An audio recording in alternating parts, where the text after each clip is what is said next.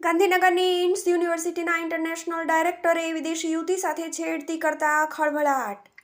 બોપલમાં આવેલ ઇન્ડ્સ યુનિવર્સિટીની હોસ્ટેલની ઘટના. ડાયરેક્ટર મુદંગ દવે છેલ્લા ઘણા સમયથી ભોગ બનનાર અને અન્ય વિદ્યાર્થીઓની હેરાન કરતા હોવાનો આરોપ. બોપલ પોલીસે શારીરિક છેડછાડ અને ધમકીની ફરિયાદ નોંધી. ગાંધીનગરના કલોલ તાલુકાના રાંચકડા ગામમાં આવેલી ઇન્ડ્સ યુનિવર્સિટીમાં અભ્યાસ કરતા વિદેશી વિદ્યાર્થીઓની બોપલ રેલવે ગરનાળા પાસે આવેલી નીલકંઠ સોસાયટીમાં હોસ્ટેલ આવેલી છે, જ્યાં રહેતા ઇન્ટરનેશનલ ડાયરેક્ટર મૃદંગ દવેએ એક વિદેશી યુવતીની છેડતી કરી હોવાની ફરિયાદ બોપલ પોલીસ સ્ટેશનમાં નોંધવામાં આવી છે. યુવતીએ ફરિયાદમાં આક્ષેપ કર્યો છે કે યુનિવર્સિટીના ઇન્ટરનેશનલ ડાયરેક્ટર દ્વારા છેલ્લા ઘણા સમયથી વિદ્યાર્થીનીઓને પરેશાન કરવામાં આવતી હતી.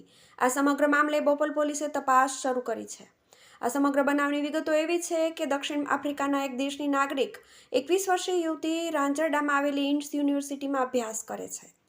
આ યુવતી અને અન્ય વિદેશી વિદ્યાર્થીઓ માટે યુનિવર્સિટીએ બોપલ રેલવે ગરનાળા પાસે આવેલી નીલકંઠ સોસાયટીમાં હોસ્ટેલ રાખી છે. આ વિદ્યાર્થીઓની મદદ માટે યુનિવર્સિટીએ મૃદંગ દવેની ઇન્ટરનેશનલ ડાયરેક્ટર તરીકે નિમણૂક કરી હતી. મૃદંગ દવે આ હોસ્ટેલમાં રહેતા હતા. ગત 11મી સપ્ટેમ્બરના રોજ સાંજના 6:30 વાગે ભોગ બનનાર વિદ્યાર્થીની હોસ્ટેલના ગ્રાઉન્ડ ફ્લોર પર જમવાનું લેવા માટે ગઈ હતી, ત્યારે મૃદંગ દવેએ તેને પકડીને છેડતી કરી હતી, જેથી તે યુવતી ડરીને તેને રૂમ તરફ દોડી ગઈ હતી.